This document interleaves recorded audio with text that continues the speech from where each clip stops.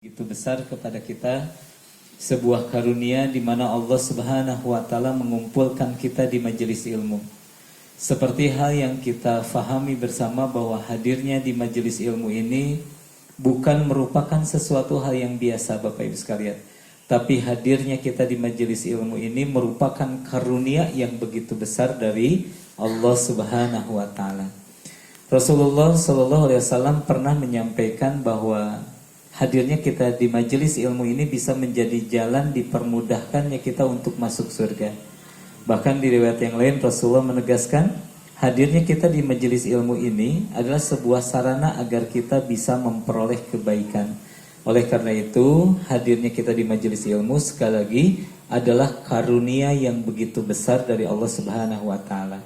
Oleh karena itu mari kita mulai dengan meluruskan niat kita terlebih dahulu, bahwa kita hadir di majelis ilmu itu semata-mata ingin mendapatkan keridhaan Allah Subhanahu wa taala, semata-mata untuk lebih dekat dengan Allah, lebih menambah taat kepada Allah dan lebih bahagia dengan jaminan Allah Subhanahu wa taala. Bapak Ibu yang baik, insyaallah tema kita hari ini adalah tentang seruan yang mengingatkan jalan untuk bahagia. Seperti hal yang kita fahami bersama, bahwasanya bahagia ini menjadi salah satu tujuan hidup kita. Setiap orang yang hidup di dunia ini menginginkan bahagia. Maka sebetulnya untuk bahagia, Allah Subhanahu wa taala senantiasa mengingatkannya kepada kita dengan seruan yang tidak pernah berhenti. Seruan yang tidak pernah berhenti itu adalah azan, dikumandangkannya azan. Kenapa azan disebut seruan yang tidak pernah berhenti? Mari kita lihat dan renungkan bersama sebuah tayangan yang mudah-mudahan memberikan pemahaman kepada kita bahwa seruan untuk bahagia ini senantiasa dikumandangkan oleh Allah Subhanahu wa taala. Itu diperintahkan agar dikumandangkan di setiap waktu dan tidak pernah berhenti. 24 jam azan ini tidak pernah berhenti. Bagaimana keajaibannya? Mari kita lihat dan renungkan. Allahu Akbar, Allahu Akbar, Allahu Akbar, Allahu Akbar.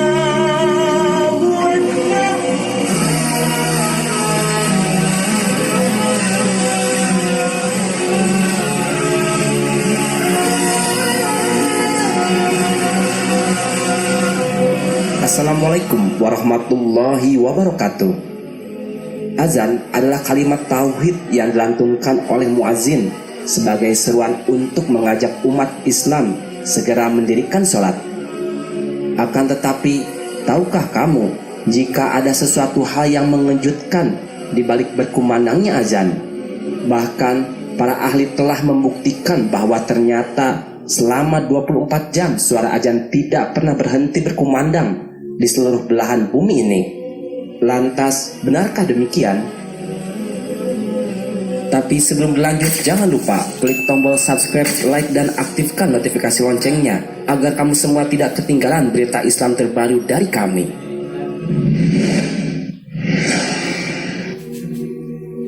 Kumandang azan laksana perputaran waktu yang terus berputar dan bergema dari satu tempat ke tempat yang lain, dari satu daerah ke daerah lain, hingga kembali lagi ke awalnya dan bergerak lagi.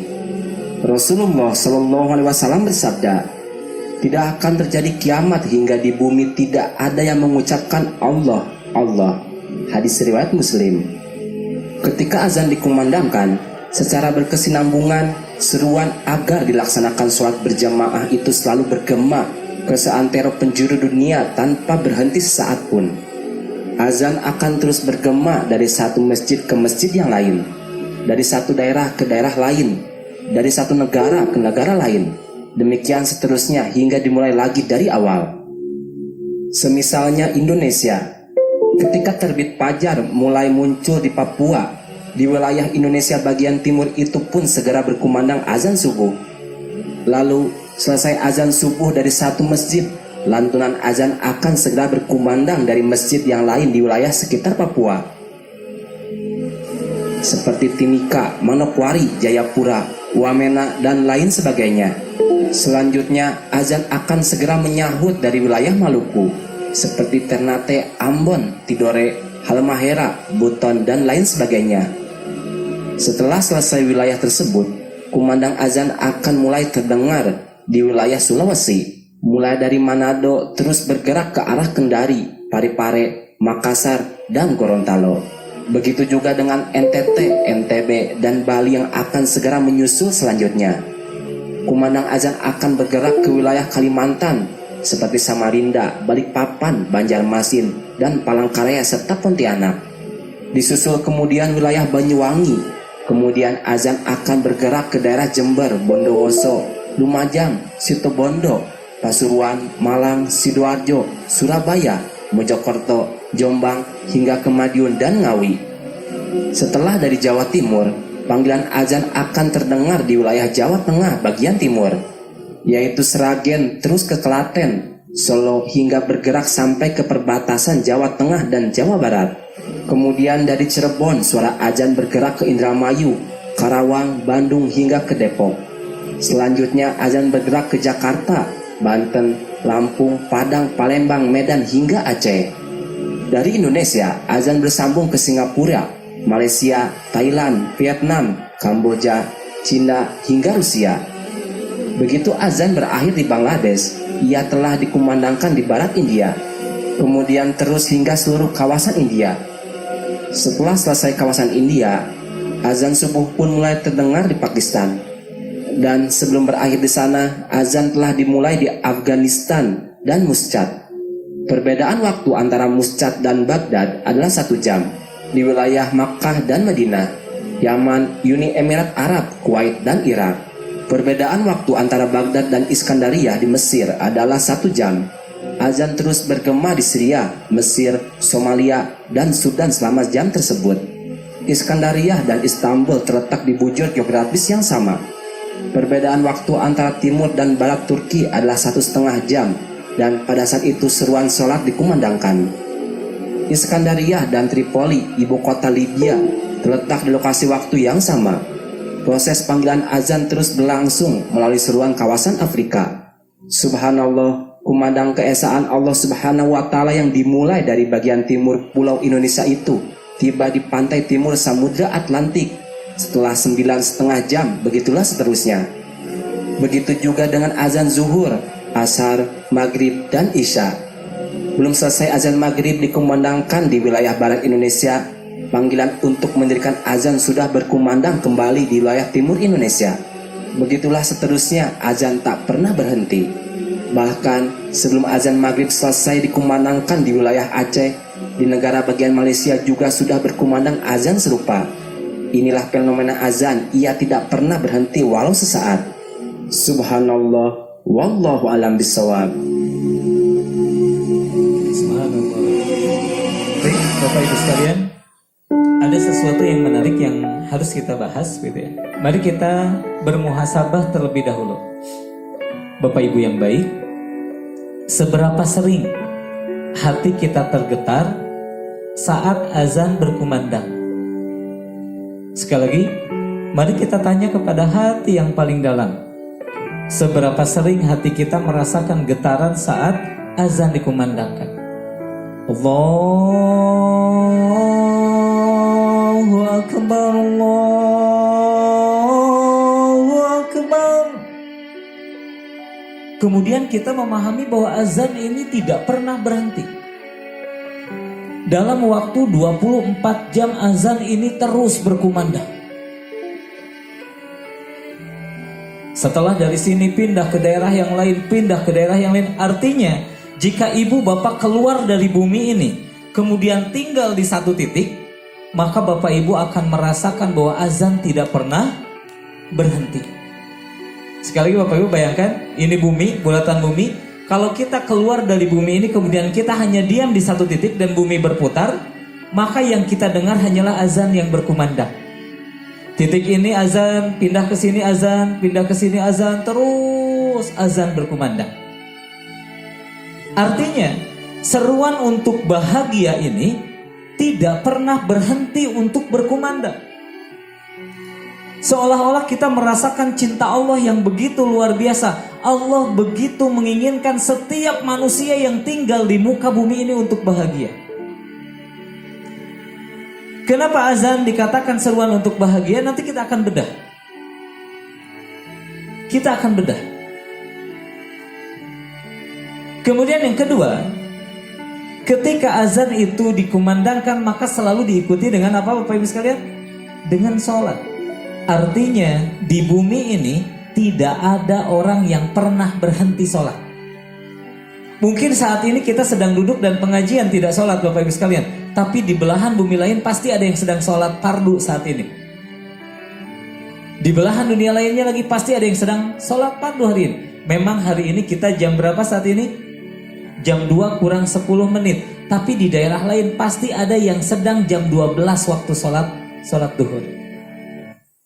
Artinya Bapak Ibu sekalian, setiap detik manusia itu ada yang terus-menerus menyembah Allah Subhanahu wa Ta'ala. Dan setiap detik manusia senantiasa diingatkan akan seruan yang mendatangkan kebahagiaan. Maka harapannya yang ingin saya sampaikan mulai hari ini, saya ingin membuat Bapak Ibu yang hadir untuk mampu merasakan bahwa azan ini adalah seruan yang mengingatkan kepada kita untuk bahagia. Artinya siapapun yang ingin bahagia hidup di muka bumi ini, fahami azan, lalu ikuti maknanya, maka Bapak Ibu akan merasakan bahagia.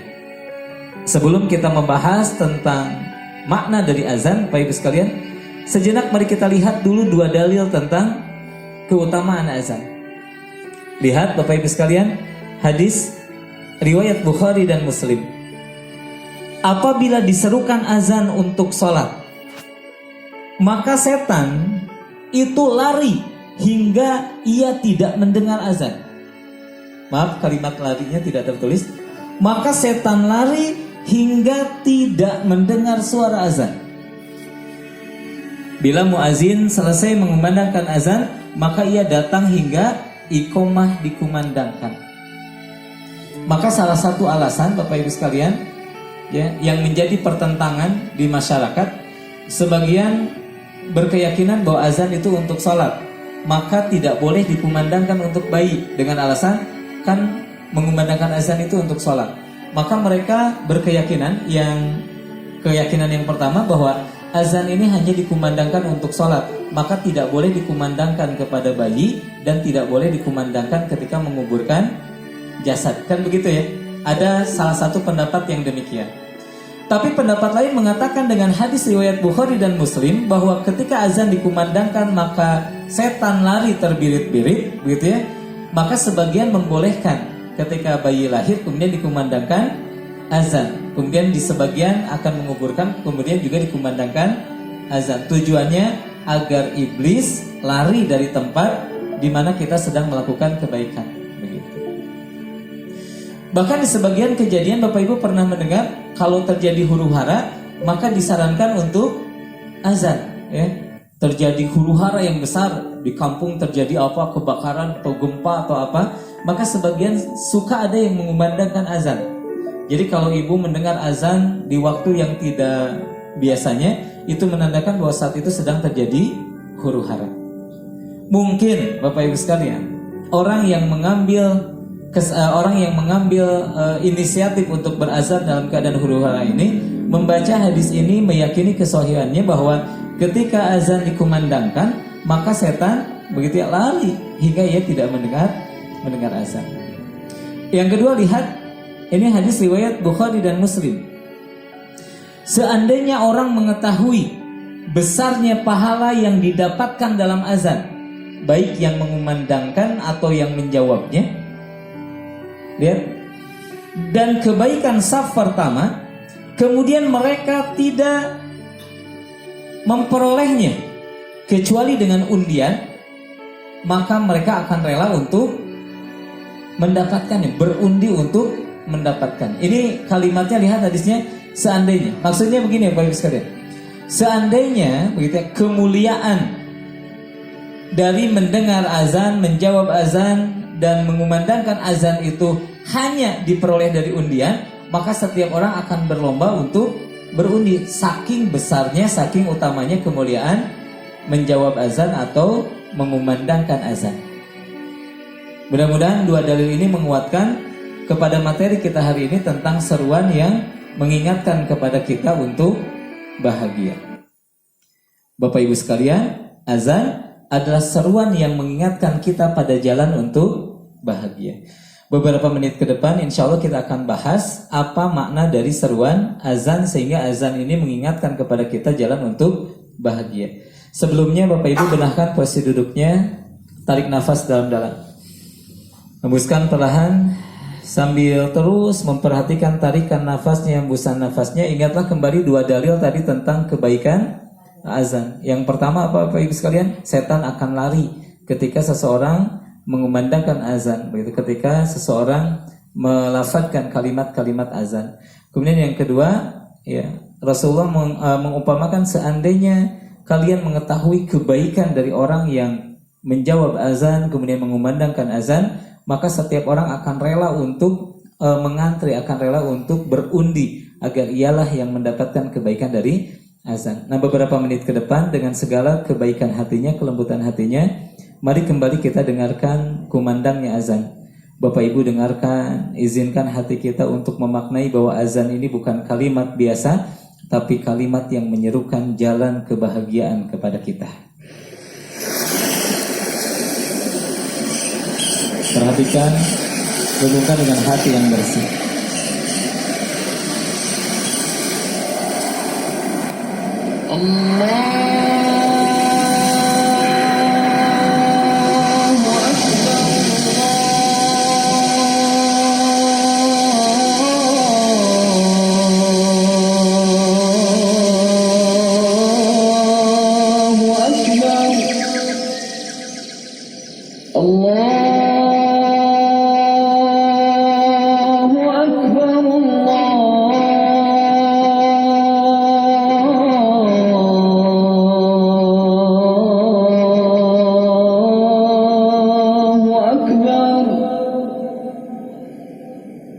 أشهد أن لا إله إلا الله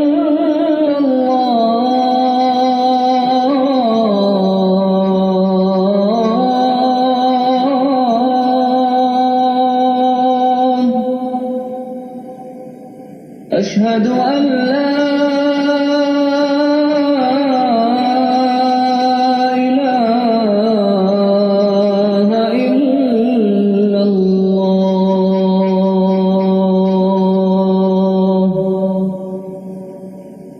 أشهد أن محمدًا رسول الله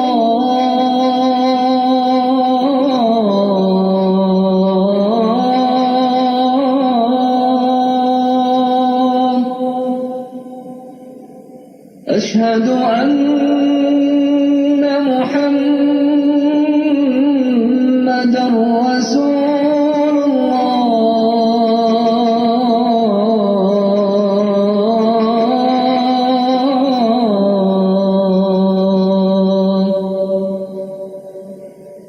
حي على الصلاة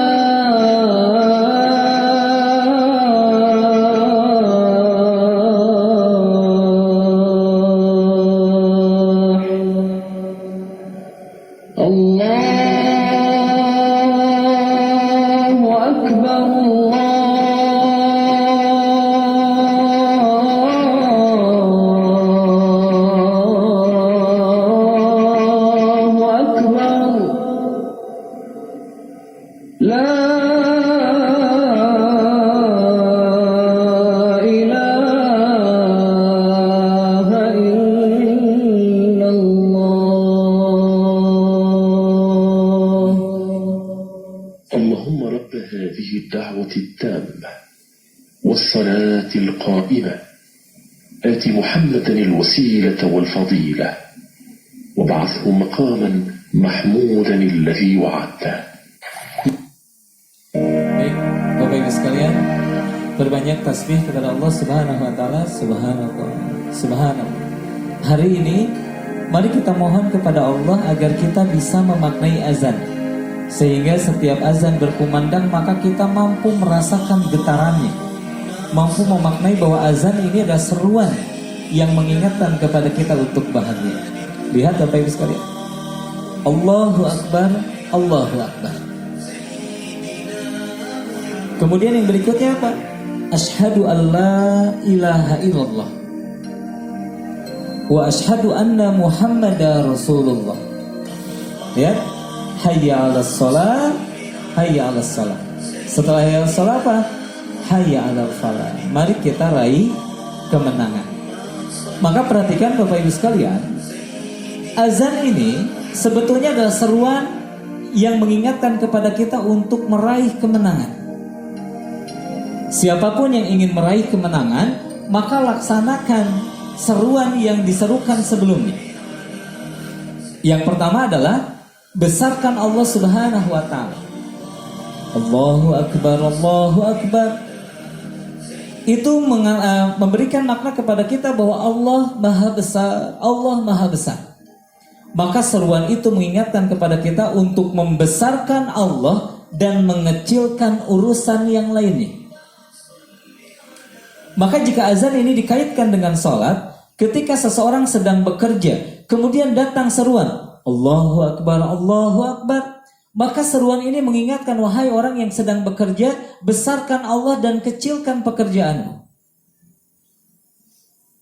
Orang yang sedang ngobrol, kemudian datang azan Allahu Akbar, Allahu Akbar, maka seolah-olah Allah mengingatkan kepada kita, besarkan Allah dan kecilkan urusan ngobrolnya. Maka siapapun yang ingin merasakan kebahagiaan, wajib baginya untuk membesarkan urusan Allah Subhanahu wa taala dan mengecilkan urusan yang lainnya. Sekali lagi, renungkan ketika azan berkumandang Allahu Akbar, Allahu Akbar, maka rasakan dengan hati yang bersih. Saat itu Allah Subhanahu wa taala sedang menyeru kita, wahai manusia, besarkan Allah dan kecilkan urusan yang lainnya. Setelah itu apa yang harus kita lakukan untuk dapat meraih kebahagiaan? Murnikan akidah kita. Bukankah kita diingatkan asyhadu alla ilaha illallah, bahwa kita pernah bersumpah, pernah berjanji, pernah bersaksi bahwa tiada Tuhan selain Allah. Maka hilangkan Tuhan-Tuhan lain selain Allah Subhanahu wa taala. Ini kaitannya dengan panggilan sholat. Jika ada sesuatu yang lebih penting daripada memenuhi panggilan sholat, artinya saat itu kemurnian akidah kita sedang terganggu. Tiada Tuhan selain Allah, tapi pekerjaan kita kadang menjadi Tuhan. Tiada Tuhan selain Allah, tapi tamu kadang-kadang menjadi Tuhan. Tiada Tuhan selain Allah, tapi urusan dunia kadang-kadang menjadi Tuhan. Apa buktinya? Kita lebih memilih memenuhi seruan selain Allah daripada Allah Subhanahu wa taala.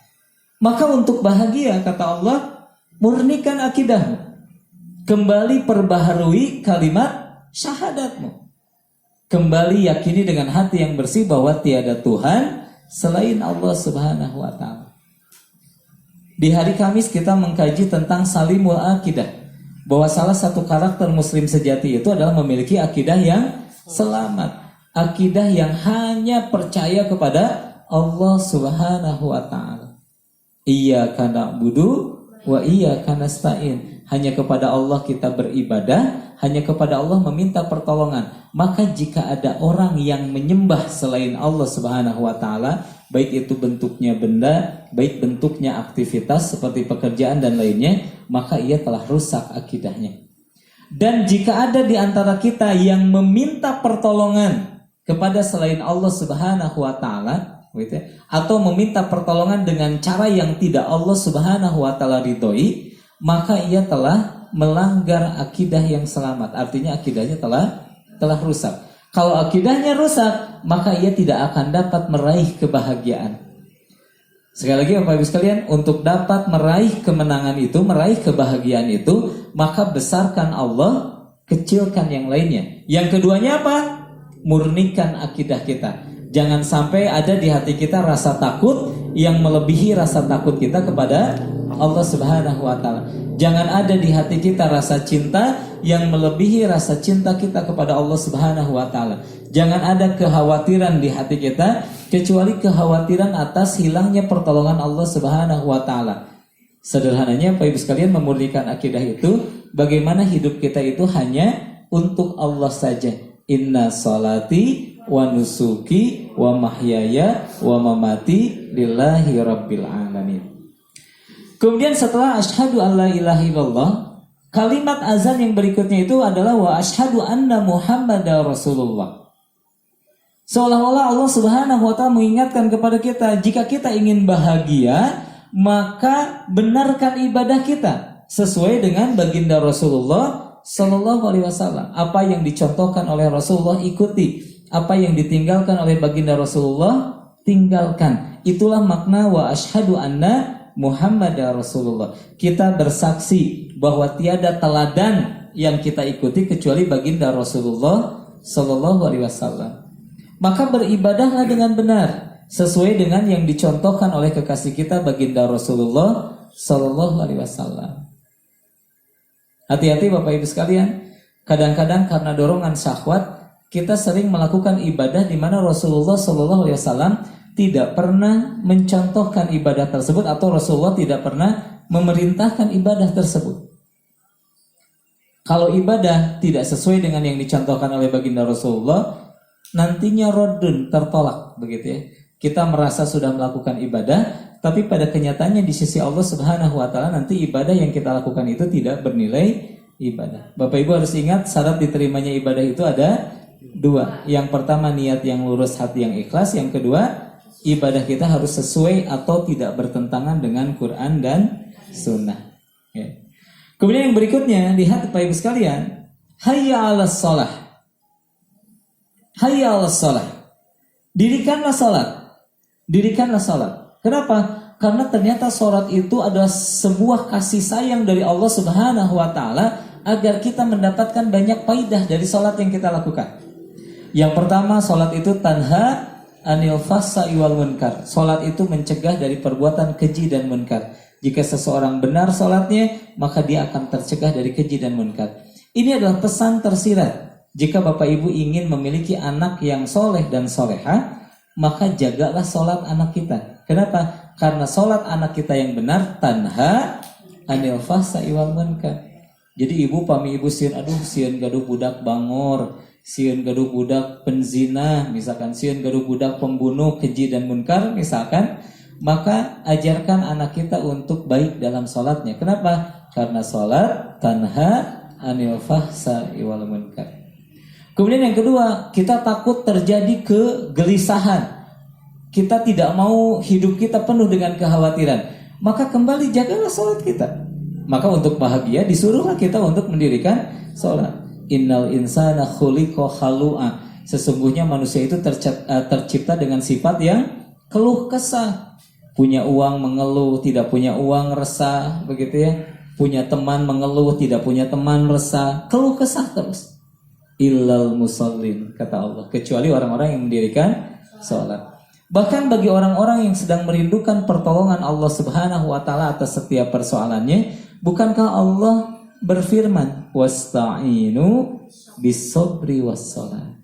Mintalah pertolongan kepada Allah dengan sabar dan salat. Maka salat ini adalah sarana yang paling nyata agar seseorang bisa mendapatkan kebahagiaan. Nah, sekarang kita urutkan.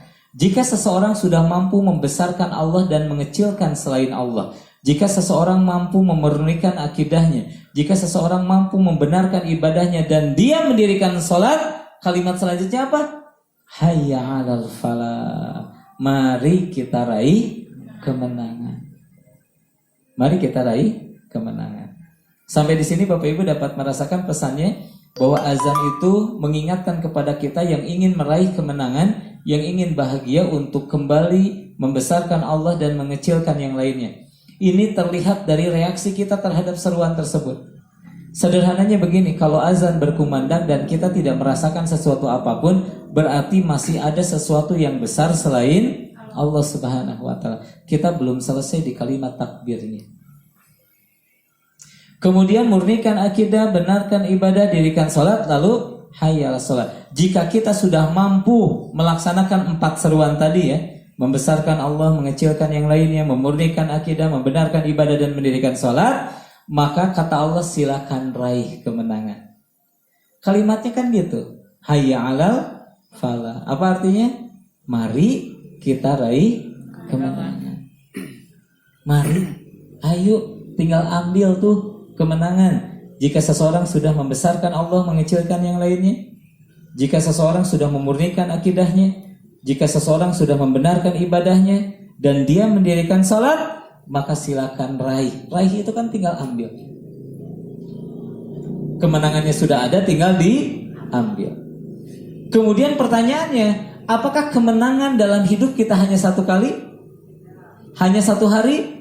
Tidak, berhari-hari hingga kita meninggal. Maka lihat seruan kemudiannya. Kalau kita sudah meraih kemenangan, jangan bahagia.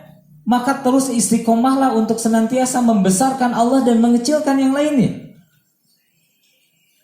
Sekali lagi Bapak Ibu sekalian, kalau kita sudah merasa bahagia di hari ini, maka untuk hari esok kita jangan merasa cukup, tapi kita harus berusaha kembali istiqomah, tetap membesarkan Allah dan mengecilkan urusan yang lainnya. Lalu lihat, akhiri kehidupan ini dengan tauhid yang lurus, yaitu kalimat la ilaha illallah. Maka azan itu begitu kumandangnya. Allahu akbar, Allahu akbar, Allahu akbar,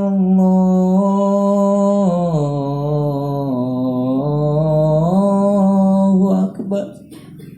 Asyhadu an la ilaha illallah. Asyhadu an la ilaha illallah.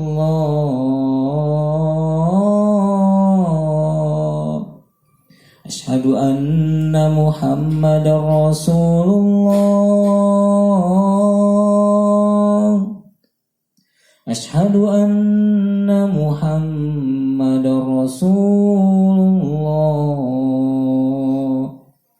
Hayya 'alas shalah.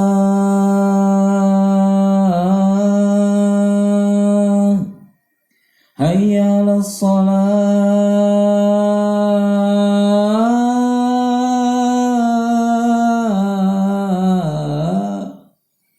Hayya 'alal falah.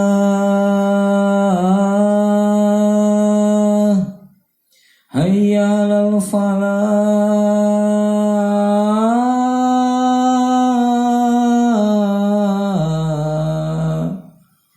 Allahu akbar.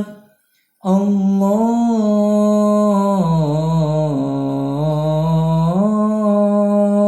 akbar. La ilaha illallah. Lihat kalimatnya lengkap sekali.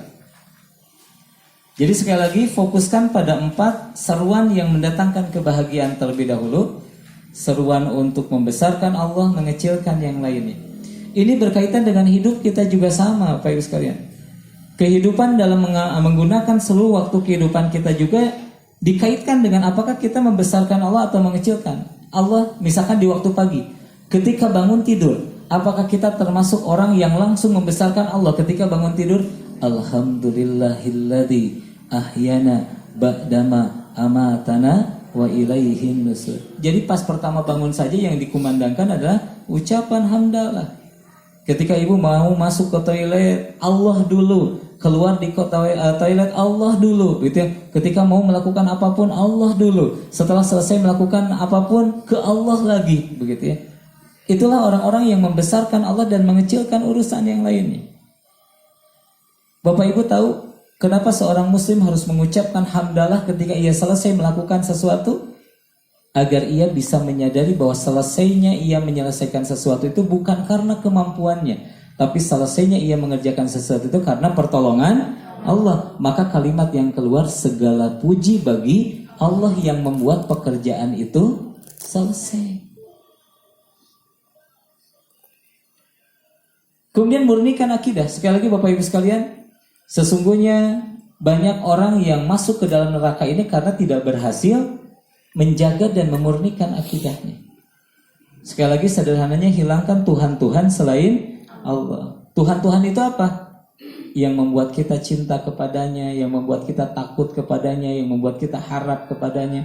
Artinya tidak ada yang kita cintai kecuali Allah, tidak ada yang kita takuti kecuali Allah, tidak ada yang kita harapkan kecuali Allah, tidak ada yang bisa membuat kita khawatir gitu ya, jika ada Allah Subhanahu wa ta'ala. Itulah kemurnian dari akidah.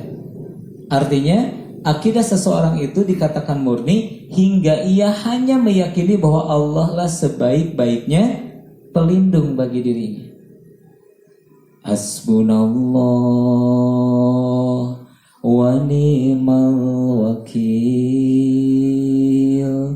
ni'mal maula wa ni'man nasir. Katakan dengan sepenuh hati. Hasbunallah wa ni'mal wakil, ni'mal maula wa ni'man nasir. Mintalah kepada Allah agar hati kita Allah cukupkan dengan jaminannya. Hati kita agar dicukupkan dengan jaminannya. Merasa tenang, merasa cukup hanya dengan jaminan Allah Subhanahu wa ta'ala. Kemudian yang berikutnya, benarkan ibadah Bapak Ibu sekalian. Ya. Beberapa minggu ini, beberapa hari ke belakangnya, terutama ketika hari kemarin Rabu, Kamis, saya minta izin untuk tidak hadir. Bapak Ibu sekalian, maka hari Rabu dan Kamis itu saya gunakan untuk evaluasi besar-besaran gitu ya. Saya keluar dari Garut beberapa hari hanya untuk mengevaluasi seluruh kegiatan. Maka muncul Bapak Ibu sekalian sebuah kesimpulan kemarin disosialisasikan di salah satu majelis taklim, bahwa kita itu harus sempurna dalam belajar agama Islam. Jadi tidak hanya manajemen diri, tidak hanya kajian tauhid, tapi kita harus belajar tentang fikih ya, belajar tentang akhlak, belajar tentang yang lainnya yang membuat kita belajar Islam itu secara sempurna. Iya. Punten Bapak Ibu sekalian, jawab ya sama Bapak Ibu sekalian. Bapak Ibu akhir-akhir ini tidak pernah meninggalkan sholat kan? Baik. Berarti Bapak Ibu senantiasa sholat, dimulai dari takbir sampai salam. Saya ingin bertanya kepada Bapak Ibu sekalian, dalam 2 rakaat sholat yang Bapak Ibu lakukan, berapa kali Bapak Ibu mengucapkan takbir dalam sholatnya? 11? Yang lainnya? Baik, yang lainnya kaget tidak dengan pertanyaan itu? Kaget, ternyata berpuluh-puluh tahun kita sholat, kita tidak mengetahui berapa kali kita mengucapkan takbir dalam sholat. Berapa kali kita merasakan dan melatih hati kita agar yang besar itu adalah Allah dan selain Allah adalah kecil. Itu yang pertama, muhasabah kita. Kemudian wudhu kita, kemarin evaluasi dengan Aisyah. Jangan-jangan selama ini wudhu yang kita lakukan itu belum sesuai dengan idealnya kita berwudhu. Belum dalam muamalah Bapak Ibu sekalian ya. Dalam muamalah, seringkali dalam kehidupan kita membutuhkan uang. Kemudian terjadilah transaksi pinjam meminjam. Maka dalam pinjam meminjam itu kalau tidak berhati-hati dalam kaidah fikihnya, bisa saja kita terjerumus pada sesuatu yang haram yang bernama dengan riba. Misalkan pinjam ada tambahan jasa atau tambahan uang, itu adalah haram.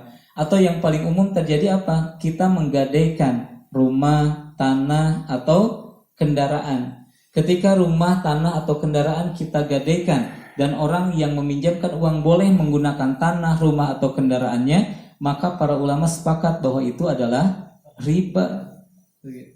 Sedangkan riba itu dalam Al-Baqarah 275 ditantang perang oleh Allah dan Rasulnya.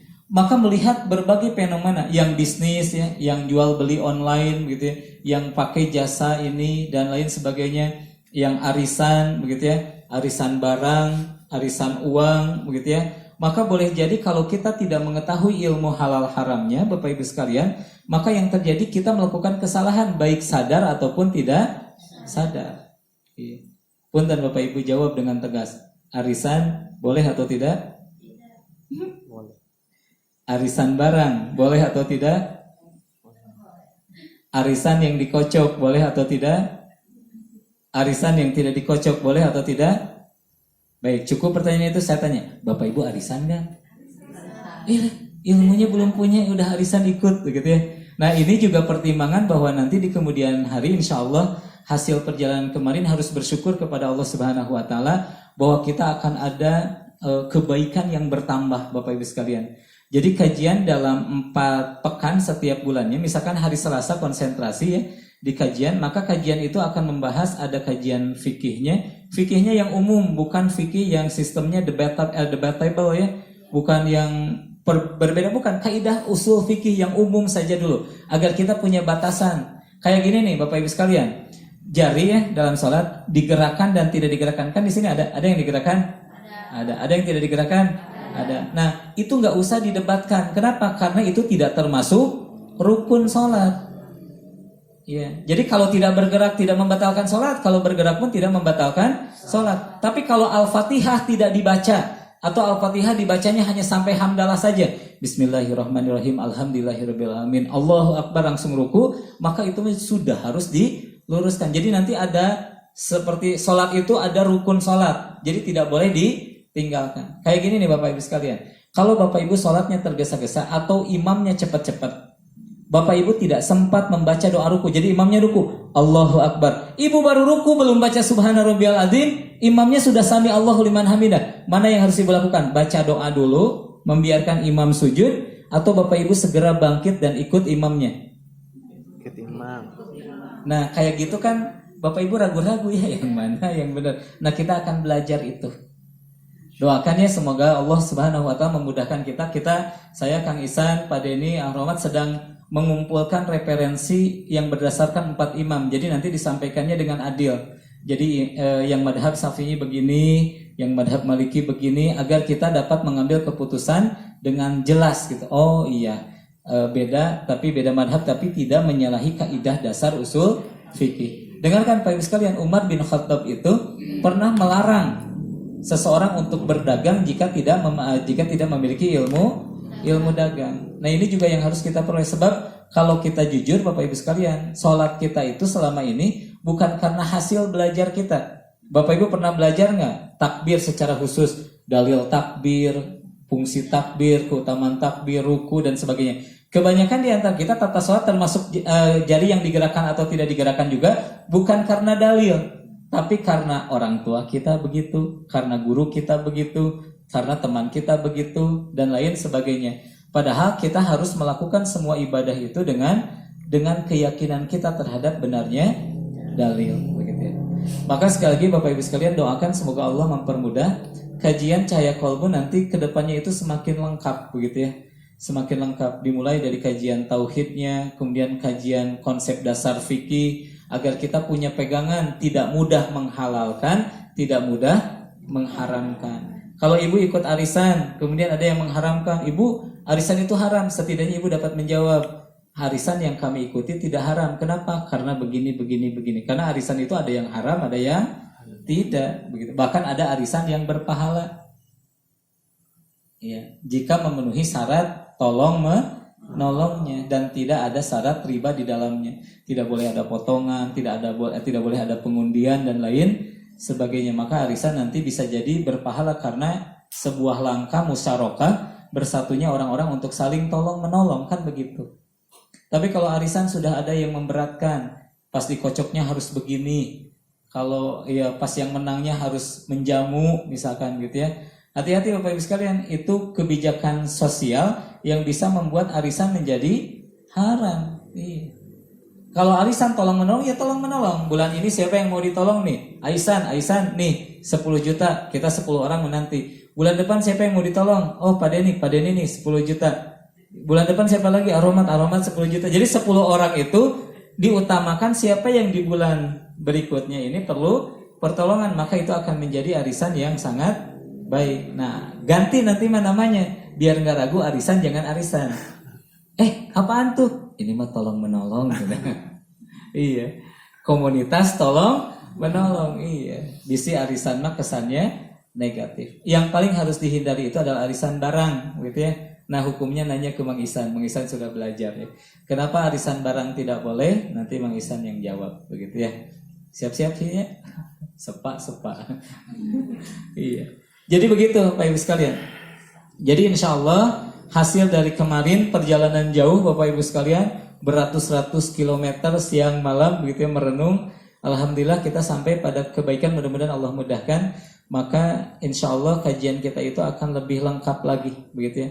Bersabar sedikit demi sedikit kita belajar, tapi 1 tahun belajar kita punya pegangan, punya keterampilan, bukan hanya masalah hati yang lurus nanti, tapi ibadah lurus, kemudian sosial juga lurus, kehidupan keluarga juga bahagia. Jadi mudah-mudahan kajian di Cahaya Kolbu ini benar-benar menjadi jariah bagi kita atas berubahnya kehidupan kita ke arah yang lebih baik ya.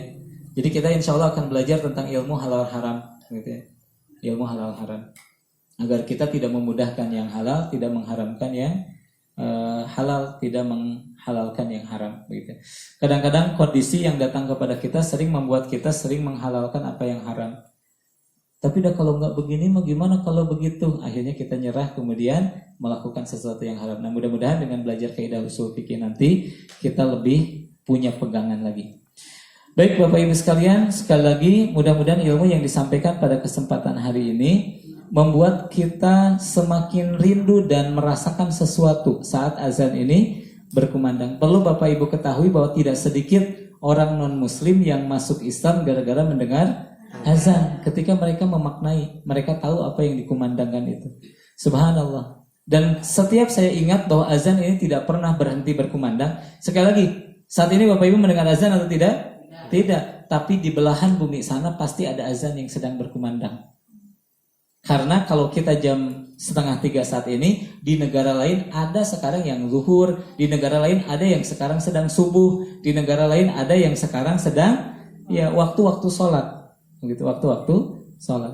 Maka subhanallah, azan ini adalah seruan yang senantiasa mengingatkan kepada kita untuk bahagia. Untuk bahagia, besarkan Allah dan kecilkan yang lainnya. Untuk bahagia, murnikan akidah kita. Untuk bahagia, benarkan ibadah kita. Untuk bahagia, perbaiki sholat kita. Setelah itu apa? Raihlah kemenangan. Jika kita sudah merasakan bahagia dalam hidup ini, jangan berhenti, pertahankan kebahagiaan itu hingga ajal datang. Terus besarkan Allah dan meninggallah dalam keadaan tauhid yang lurus, dalam keadaan kita memegang kalimat la ilaha illallah. Baik Bapak Ibu sekalian, khusus untuk pertemuan hari ini insya Allah ada bonus muhasabah yang akan disampaikan oleh Ustadz Rahmat. Mudah-mudahan Bapak Ibu menyiapkan 5 menit sampai 10 menit terbaik. Kita akan berzikir bersama, kita akan berdoa bersama. Kepada Ustadz Rahmat dipersilakan.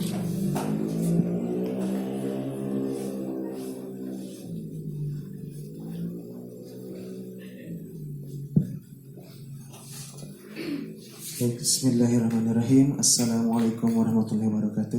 Waalaikumsalam warahmatullahi wabarakatuh. Baik, Ibu, Bapak, Akang, Teteh sekalian, mari kita bersama-sama menyiapkan hati terbaik, tempat duduk terbaik, pikiran terbaik, dan kesempatan terbaik untuk benar-benar muhasabah dan memohon pertolongan kepada Allah, sehingga kita benar-benar mampu meraih kemenangan yang sudah Allah simpan di depan mata kita, yang mungkin selama ini kita tertutup dari kemenangan yang sebenarnya nampak di depan mata karena kesalahan dan dosa yang ada pada diri kita.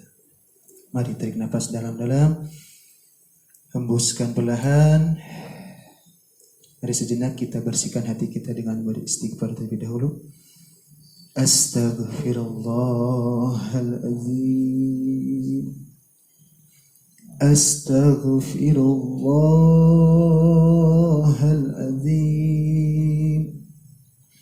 Astaghfirullahaladzim. Alladzi la ilaha حي قيوم وأتوب إليه وأتوب إليه وأتوب إليه. Selanjutnya mari kita berzikir dengan zikir azan. Pertama kita bertakbir bersama-sama. Allahu Akbar, Allahu Akbar, Allahu Akbar, Allahu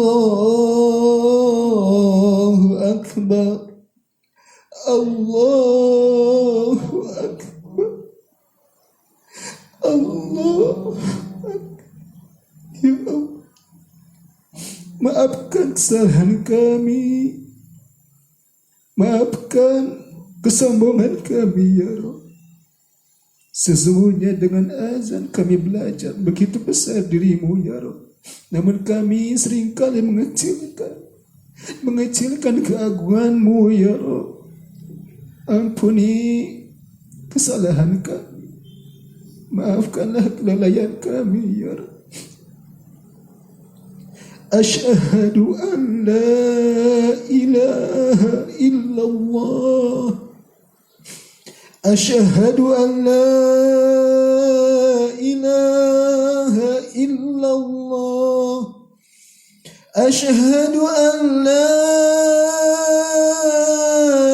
ilaha illallah, asyhadu an la ilaha illallah.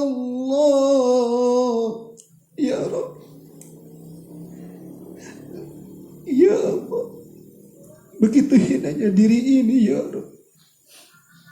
Nikmat-Mu begitu besar kepada kami.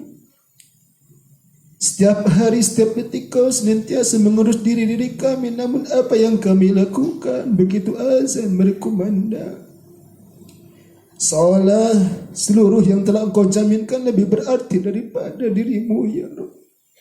Maafkan kebodohan kami, maafkan kesombongan kami ya Rabb, yang telah menjadikan Tuhan-Tuhan baru, Tuhan-Tuhan yang belum tentu memberikan apa yang telah Engkau berikan kepada kami ya Rabb. Duhai Allah yang Maha Agung, maafkan kebodohan kami ya Rabb. Ampuni segala kesalahan dan dosa kami selama ini ya Rabb, yang belum mampu hati ini merasakan besarnya nikmat-Mu, besarnya keagungan-Mu, dan besarnya kasih dan sayang yang telah Kau curahkan begitu tulus kepada kami ya Rabb. Ya Rabb, anugerahkanlah cahaya kepada hati kami agar mampu seutuhnya memurnikan akidah kami kepadamu ya Rabb.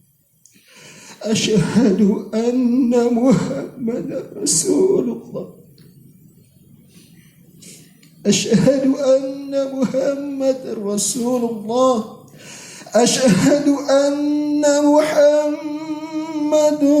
Rasulullah, asyhadu anna Muhammadar Rasulullah. Duhai Rasul, duhai baginda, duhai kekasih Allah, maafkan kami umat-Mu yang begitu lemah ini, yang begitu bodoh ini. Maafkan umat-Mu yang begitu hina ini. Begitu jauh jarak antara Engkau dengan kami, namun cinta-Mu, namun kasih sayang-Mu masih begitu besar kepada kami. Namun apa yang telah kami berikan terhadap apa yang telah Engkau berikan kepada kami, salat kami masih jauh dari sunnah-Mu ya Rasul. Kami hanya menjalankan apa yang telah kami lihat, apa yang telah kami dengar, bukan apa yang benar-benar dari tuntunan-Mu ya. Duhai baginda, duhai kekasih Allah, maafkan umat ini ya Rabb. Maafkan kami ya Rasul. Maafkan kebodohan dan kelalaian kami ya Rabb. Anukanlah kepada kami ilmu darimu ya Rabb, agar kami mampu memperbaiki hidup kami, memperbaiki ibadah kami menjadi sebenar-benar ibadah yang kau rindukan, yang baginda harapkan, bukan hanya sesuai dengan hawa nafsu kami, bukan hanya sekedar menggugurkan kewajiban kami ya Rabb. Kami ingin ada secercah amal yang mampu mengantarkan diri kami pada rahmat-Mu, pada keutamaan dan keridhaan-Mu ya Rabb, sehingga apa yang kami dapatkan hanyalah keridhaan yang mampu mengantarkan kami pada kebahagiaan di dunia serta kebahagiaan di akhirat. Hayya 'alas shalah, hayya 'alas shalah, hayya 'alas shalah. Duhai Rabb yang Maha Pengasih lagi Maha, ini salat kami ya Rabb, ini salat kami ya Rabb, ini rentetan salat wajib kami, salat sunnah kami yang masih jauh dari sempurna, yang masih lalai, yang bahkan kau ancam dengan neraka wel. Namun apa yang telah kami lakukan ya Rabb, kami hanya mendekati neraka tersebut dengan kualitas dan kuantitas ibadah salat kami ya Rabb. Duhai Allah yang Maha Pengampun, maafkan segala kualitas dan kuantitas salat kami yang masih jauh dari kata sempurna ya Rabb. Berikanlah kami kekuatan, berikanlah kami kemampuan ya Rabb, agar kami mampu memperbaiki kualitas dan kuantitas salat kami ya Rabb, sehingga mampu menjadi salat yang benar-benar mampu menjauhkan diri kami dari hal-hal yang tidak bermanfaat dan mengantarkan diri kami kepada neraka ya Rabb. Hayya 'alal falah, hayya 'alal falah, hayya 'alal falah. Duhai kebahagiaan, duhai kemenangan, duhai ya Rabb, maafkan kelalaian kami ya Rabb. Maafkan kebodohan kami yang sesungguhnya seharusnya kebahagiaan itu benar-benar mampu kami raih, namun apa daya ya Rabb, namun apa daya ya Rabb, kami hanya menjauh dari kemenangan yang telah Engkau simpan untuk kami di hadapan kami. Kami hijab, kami tutup kemenangan tersebut dengan dosa, dengan kebodohan dan dengan kelalaian kami ya Rabb. Tuhan yang Maha Penerima Taubat, terimalah ampunan kami ya Rabb, terimalah taubat kami ya Rabb. Izinkan kami untuk benar-benar meraih kemenangan itu ya Rabb. Izinkan kami untuk benar-benar meraih kemenangan itu ya Rabb. Izinkan kami ya Rabb untuk benar-benar meneguk kemenangan dan kebahagiaan itu di dunia ini serta di akhirat kelak. Untuk kami, untuk orang tua kami ya Rabb, untuk anak, istri dan suami kami dan keluarga kami serta sanak saudara kami ya Rabb. Izinkan kami untuk benar-benar meraihnya ya Rabb, sehingga kami benar-benar mampu bahagia dengan jaminan-Mu ya Rabb. Allahu Akbar ya Rabb. Istiqomahkan kami ya Rabb, agar mampu memegang kebahagiaan itu, agar kami bisa tetap merendahkan diri kami di hadapan-Mu ya Rabb, agar kami tidak sombong dengan kebahagiaan telah Engkau berikan kepada kami ya Rabb. La ilaha illallah, la ilaha illallah, la ilaha illallah. Ya Rabb, izinkan kami, izinkan lisan ini ya Rabb, lisan yang penuh penuh dengan dusta ini ya Rabb. Izinkan lisan yang penuh dengan dosa ini ya Rabb. Izinkan lisan yang penuh dengan kedurhakaan kepadamu ya Rabb untuk sekedar melafazkan kalimat-Mu yang begitu agung di penghujung hidup kami ya Rabb. Kendati pun lisan ini begitu jauh dari pantas untuk mengucapkannya. La ilaha illallah, la ilaha illallah, la ilaha illallah. Ya Rabb, kami mohon izinkan kami ya Rabb. Izinkan kedua orang tua kami ya, kedua orang tua kami yang begitu susah payah telah mengurus dan mendidik kami ya Rabb, kepada orang-orang yang kami cintai ya Rabb. Izinkan kami semua untuk benar-benar mampu melapaskan kalimat-Mu yang begitu indah di penghujung ajal kami ya Rabb. Kami mohon ya Rabb, masukkan kami ke dalam orang-orang yang benar akan mendapatkan nikmat terbesar dengan mengucapkan kalimat thayyibah-Mu di penghujung kehidupan dunia yang fana ini ya Rabb.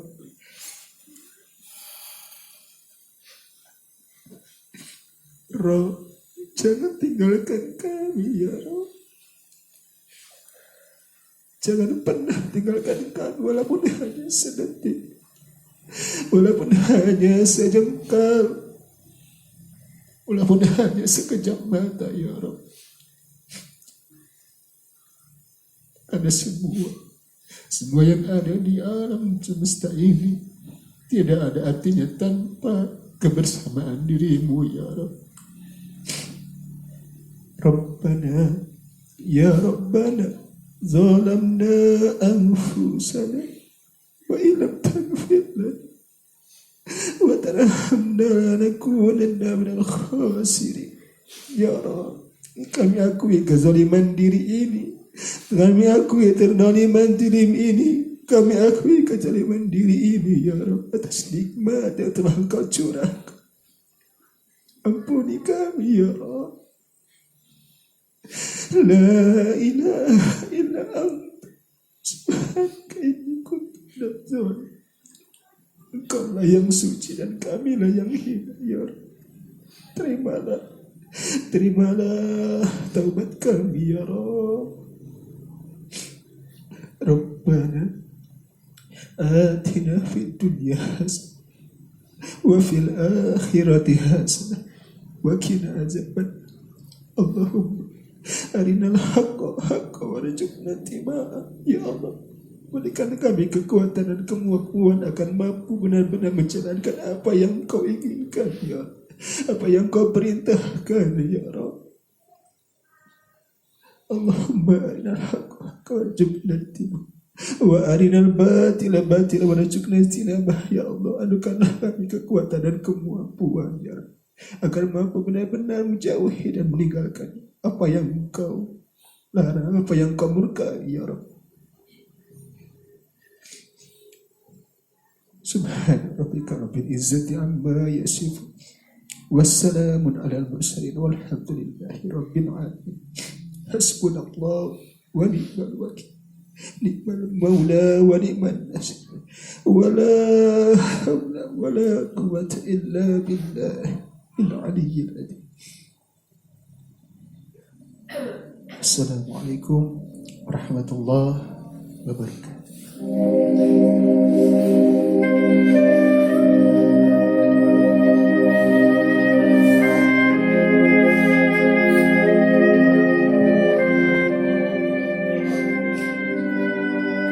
Ya, alhamdulillahirabbil alamin, Ibu Bapak sekalian. penyampaian materi sekaligus muhasabah telah kita dengarkan bersama.